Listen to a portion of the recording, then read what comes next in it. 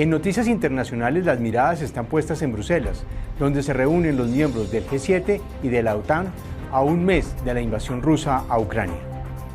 Aún no se logra dimensionar el impacto real de la invasión de Rusia a Ucrania luego de un mes del conflicto. Sin embargo, distintos analistas han coincidido en que la guerra en Ucrania marca el fin de esta era de globalización.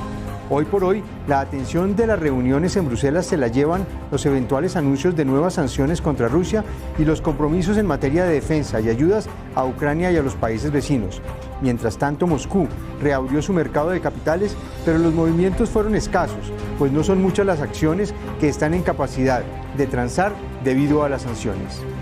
La FAO advierte crisis alimentaria en América Latina y el Caribe. No descartamos que la región pueda entrar en una crisis alimentaria, alertó Julio Verdegué, representante de América Latina y el Caribe de la Organización de las Naciones Unidas para la Alimentación y la Agricultura FAO, en la antesala de la conferencia regional que se realizará en Quito, Ecuador, al final de este mes. La conferencia tiene lugar en un momento en que el mundo enfrenta el escenario probablemente más complejo desde la Segunda Guerra Mundial, porque, dice el funcionario, sufrimos por la pandemia y todavía no nos hemos repuesto. Antes de la guerra en Ucrania habíamos dicho que el índice de precios era el más alto del siglo y ahora la guerra complica muchísimo los valores del trigo, aceites, abastecimiento de fertilizantes con precios inaccesibles, lo que deja un escenario complejísimo, concluyó Verdegué. El mundo entero se enfrenta a una probable crisis alimentaria con precios al alza y millones de personas en riesgo de hambruna grave.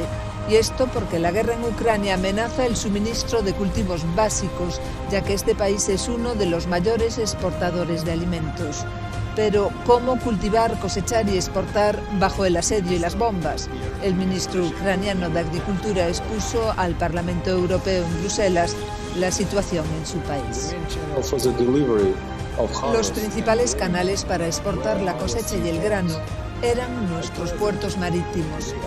En la actualidad están parcial o completamente destruidos. Hace apenas un par de horas, el puerto de grano de Nikolaev ha sido destruido por las bombas rusas. Teníamos una enorme capacidad de almacenamiento allí. Todo ha sido destruido.